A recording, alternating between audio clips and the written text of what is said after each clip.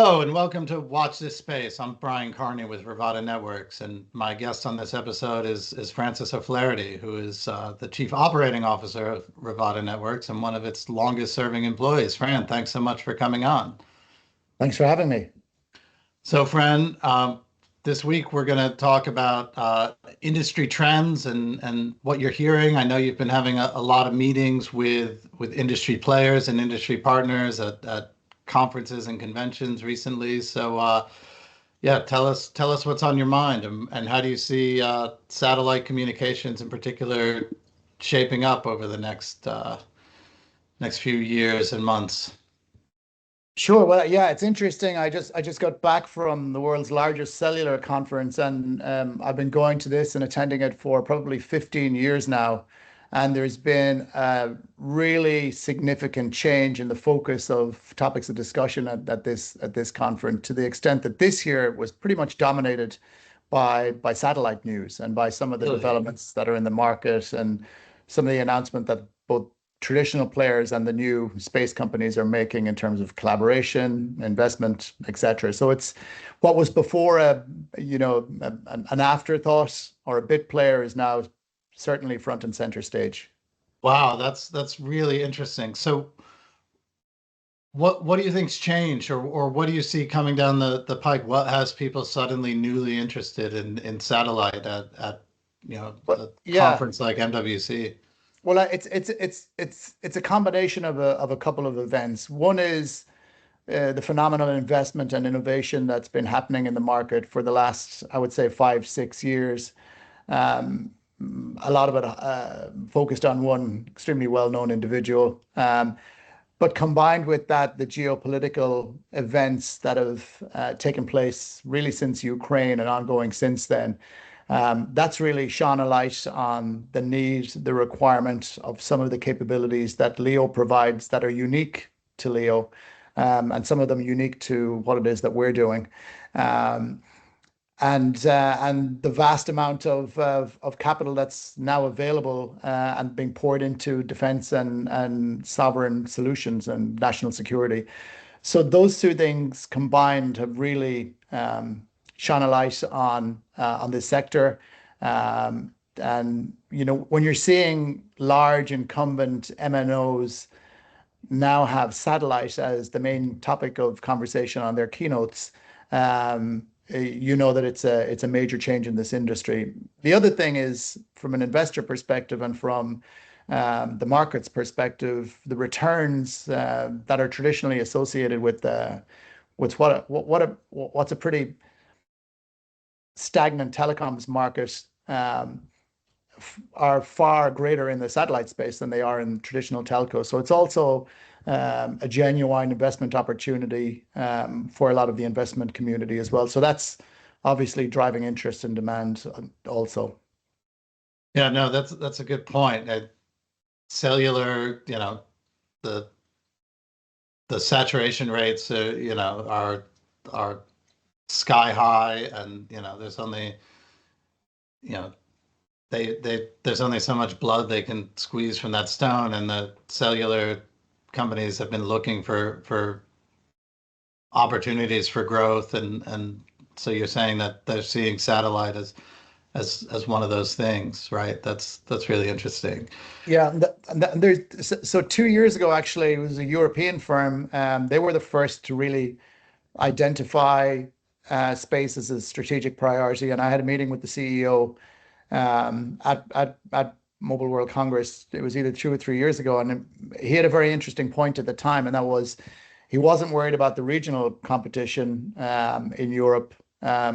He was worried about uh, some of the innovations that are happening in the low Earth orbit satellite space. And from a competitive and threat perspective, that's where he saw the big threat. And as you correctly mentioned, the stagnant performance, if you like, of the traditional cellular and telecoms industry has led to all of the operators now scrambling for satellite partnerships, satellite investment solutions. So you saw a flurry of those announcements this year and last week, indeed, at Barcelona. So interesting time to be in the space business. Definitely, definitely. So let's talk about the space business a little bit because I'm not sure, you know, viewers may not understand the different sort of components of the space business as well as, somebody like you who lives and breathes it all the time does, right? We've got sort of home broadband, which is, as you said, it's been the thing that's dominated a lot of the discussion about low Earth orbit. We've got direct to device service providers, which there's some overlap there, but that's kind of a different market than, the kind of stationary home broadband thing. And then, there's a whole world outside that maybe doesn't get as much attention in the media, but this is actually the market where Rivada is focused, which is, enterprise and government and kind of what we sometimes think of as kind of the backhaul to the other stuff. And so just say a word about how Rivada and the outer net fits into this this growth paradigm that you're talking about. Sure. And actually, from my perspective, it's probably the most exciting space to be in, and we're seeing the level of interest in the particular market that we're focused on really increase hugely, even year on year. So the niche that we focus on is uh, ultra secure point-to-point networks um, that really target enterprise and government customers exclusively. So when we designed the network almost 8 years ago now, it was exclusively with this target market in mind. We weren't trying to provide solutions to everyday cellular consumers or broadband consumers in rural areas or provide any TV coverage or anything like that. It was to meet a very specific requirement of government and enterprise customers. So we don't provide any direct to device solutions. There's plenty of others in the market that can do that, probably far more cost effectively than we can. And there's plenty of competition in that market, and it makes sense for the big cellular operators to partner with these companies. There's a bunch of them out there. The area that we're focusing on is undergoing a radical transformation at the moment, even though the market is relatively new. Given what's happened in the last number of years, we're seeing an increasing number of sovereign nations reach out and ask for our help and advice and explore the possibility of working with them on building this capability, whether it's in-house or partnering with somebody else. But certainly there is a large market demand out there for the type of capabilities that we are building and providing. And if you look at, for example, what's happening in Europe at the moment, and this was certainly a topic of great interest at both the Munich Security Conference a couple of weeks back and in Barcelona this week, where the German government are investing and building their own proprietary LEO network. It's a really interesting message to both the European Union and the rest of the world that Germany feels it has to have dedicated control of its own network, to be able to provide those services when and as needed. And they're now the third largest spender in terms of space globally after the US and China. Wow. And they've decided, it's very interesting, they've decided that they can't wait for Europe to get its act together, frankly, on a combined European initiative. There's one announced, it's well documented and publicized, but Right. it's taking an awful lot of bureaucratic effort to get that moving. So Germany has just decided we're going it alone. They have just recently announced that process, and they expect that network design, build, and operation to be awarded within the next 6 to 12 months. And you've got every space company in the world jockeying for position to be involved in that project, because I think what you're going to see happen as a result of what the Germans are doing is you have other sovereigns that will reach out and say, this is exactly what we need also. Now, that's not the case for everybody, but certainly we've seen a lot of unsolicited inbound inquiries to have conversations around a similar type capability for other sovereigns. So in some cases, it'll be a regional play. There aren't too many countries, as far as, in my opinion, that will be in a position to fund a dedicated network themselves. But I think you're going to see some collaboration regionally. You'll see some consolidation of the industry as well, in order to provide these types of services. And, you know, somewhat fortuitously, we're in a very interesting position, given that a lot of our engineering resources are based in Germany with a German company, and the fact that, 8 years ago, this is exactly what we were thinking of when we designed and architected the network. So rather than some of the other entities that are much better known, that are trying to basically fit in an enterprise solution into what's a consumer play, ours is a dedicated enterprise and government solution, and we only service that market exclusively. So that's getting us a lot of interest, and it's a hugely growing area. So yeah, we're very excited about the prospects. Yeah, I imagine that for those who have really looked into this stuff, that the system architecture that you alluded to, where you are going, point to point on the outer net, anywhere in the world, rather than going through a gateway and using the public internet with, all of the risks that implies, would have huge appeal to countries looking at sovereign LEOs. Is that been a distinguishing factor, you think, for Well, Rivada? no question. I met with the CEO of one of the world's largest cellular operators, and longest established cellular operators and other services as well last week. And they have networks that they own in over 100 countries, to serve their multinational client base. So here's a sovereign country that built networks in over 100 countries to serve their domestic customers internationally.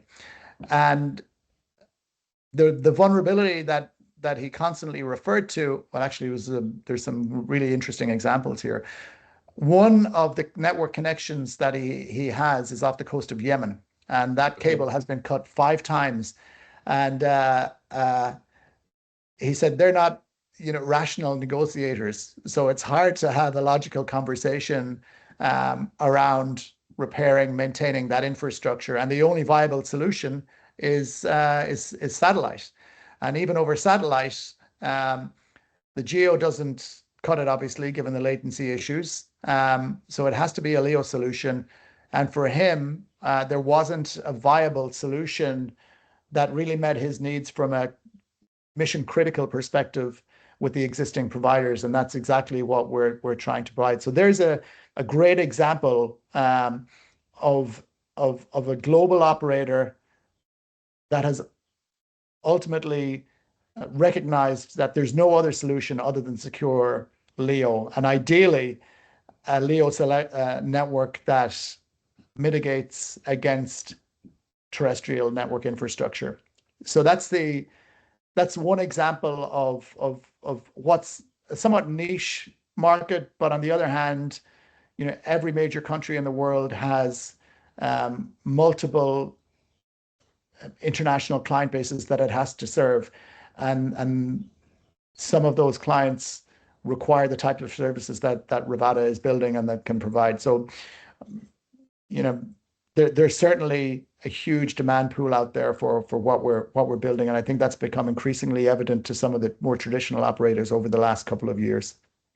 Yeah, I would imagine too that for sovereigns, especially, issues of data sovereignty would come to the fore. So you may not want your data even transiting certain countries under certain circumstances, or at a minimum, you want control over where it does and doesn't transit. And once something, but the nature of the internet, right, is it's going to take the path that it's going to take, and you often have very limited control over the data routing. Whereas if you're sending your data from halfway around the world back to Germany or wherever, it's not crossing international boundaries, right? It's never resident in some third country that you wouldn't want it to be, because it starts one place, it ends where you want it to end, and in between it's in space. And that would, for sovereigns, have a unique appeal, as well as for certain, high sensitivity commercial applications. But I would think sovereigns in particular would want to avoid any of those complications.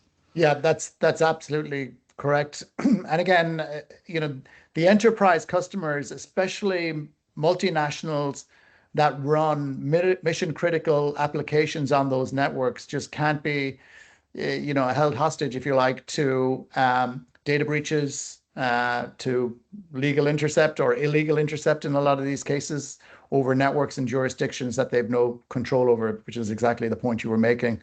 So having a gateway-less network where all of that data resides at their control and they can route it as they see fit in space is of enormous benefit to some of these entities.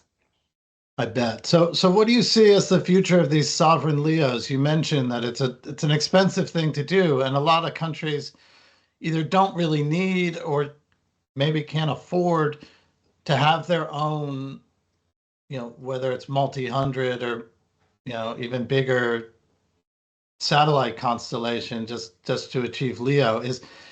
Is virtual sovereign LEOs, is that a thing that you envision in the future for the industry?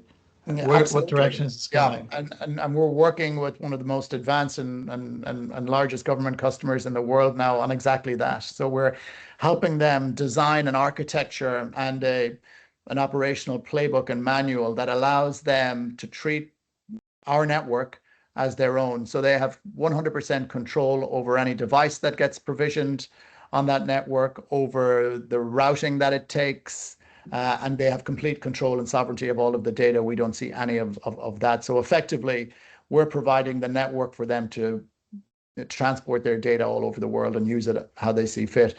And I think that's a solution that we're going to see, increasing uptake of by various nations and sovereigns. And look, you're absolutely right that typically the way these conversations go, when we explain the complexity that's involved in designing, building, and operating the network and the cost, the focus often changes very quickly, because for the most case, they don't need a global LEO network, and by its very nature, LEO networks have to be global.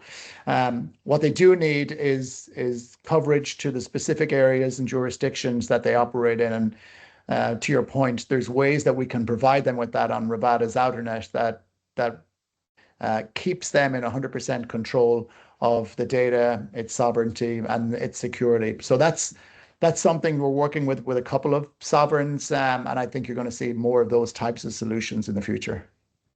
Yeah, I just think that these virtual sovereign LEOs are going to make the most sense for the vast majority of countries that want that LEO connectivity, and they want the security of an outernet-like design, but they don't need all the capacity that would come from owning their own, but they need the coverage that would come from having enough satellites in space to make it make sense. So a virtualized solution, to me, just seems like the logical way to go for a lot of countries.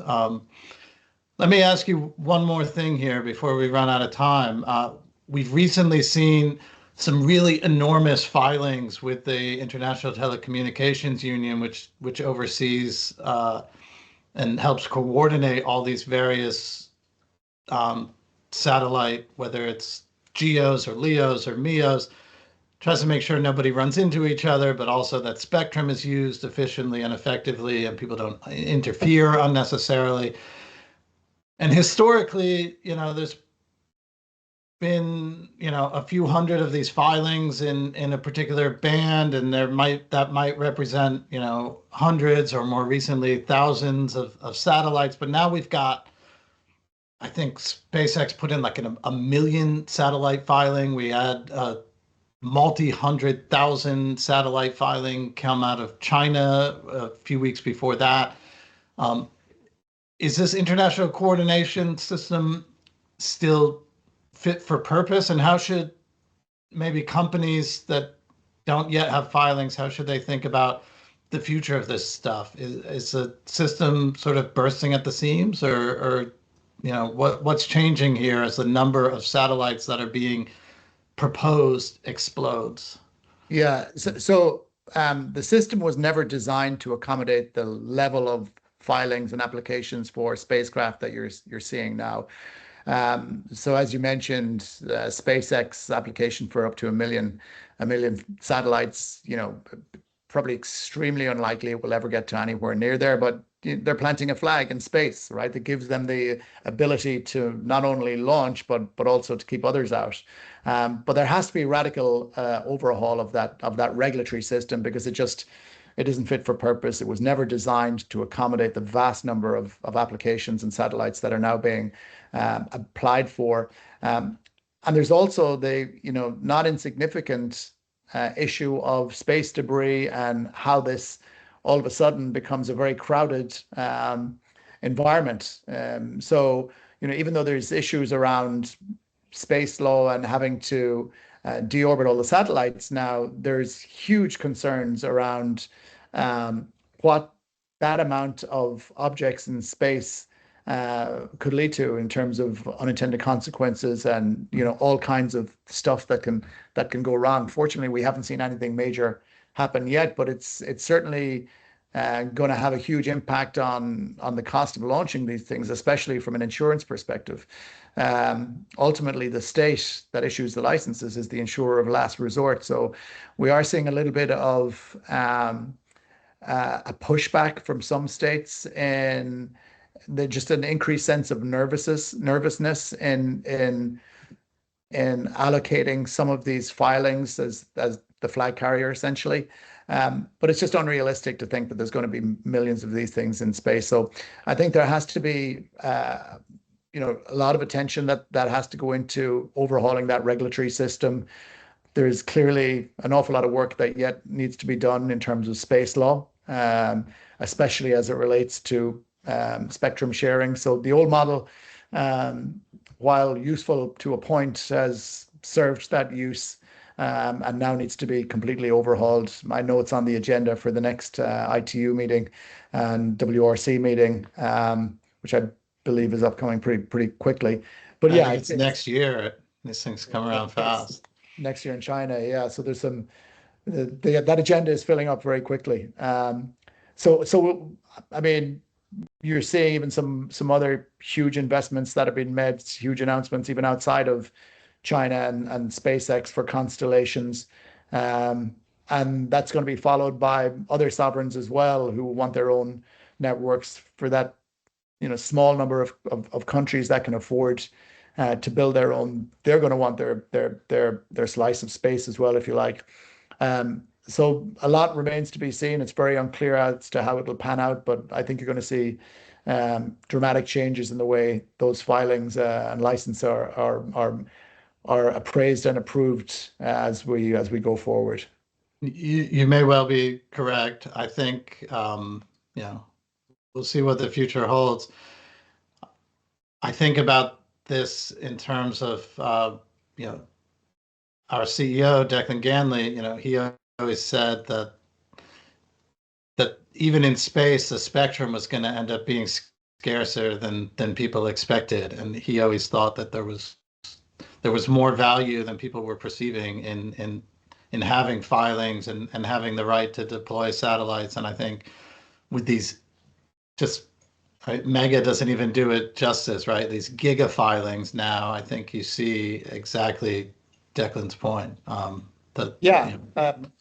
Absolutely. And one of the challenges that you have in space that you don't necessarily have on the ground, we've seen, the huge valuations that spectrum get from a cellular and terrestrial perspective. But in space, it's not a single jurisdiction, so you have some actors that will play by the rules, you have others who completely ignore them. And it's very unclear as to what the implications of ignoring those rules are. So, all of that and the implications for not obeying current legislation and regulations is also extremely unclear. So some entities are prepared to take the risk to just bypass them completely. And that's where you create problems for yourself down the line. So all of that has to be sorted out. I'm not an expert in that field, but I'm sure it's going to be a very interesting conversation in Beijing next year. Absolutely. Well, listen, Francis, thank you so much for coming on. I really enjoyed the conversation. If there's anything else you want to add, feel free. Otherwise, I think we'll sign off here, and appreciate you doing this. Hopefully, we can do it again maybe next year and see how the industry's evolved in the meantime. Yeah, well, as you know, we're very involved in some of these exciting sovereign projects. And especially involved in some of the initiatives that are happening in Europe at the moment. So hopefully, when we touch base again on this forum, we'll be a long way down the line, and I'll be able to share some of those plans with you. Hopefully, they'll have been made public by then, and we can continue the conversation. That would be great. In the meantime, I guess our viewers will just have to watch this space. Thanks again, friend. We'll talk Thanks, soon. Brian. Bye bye. Bye.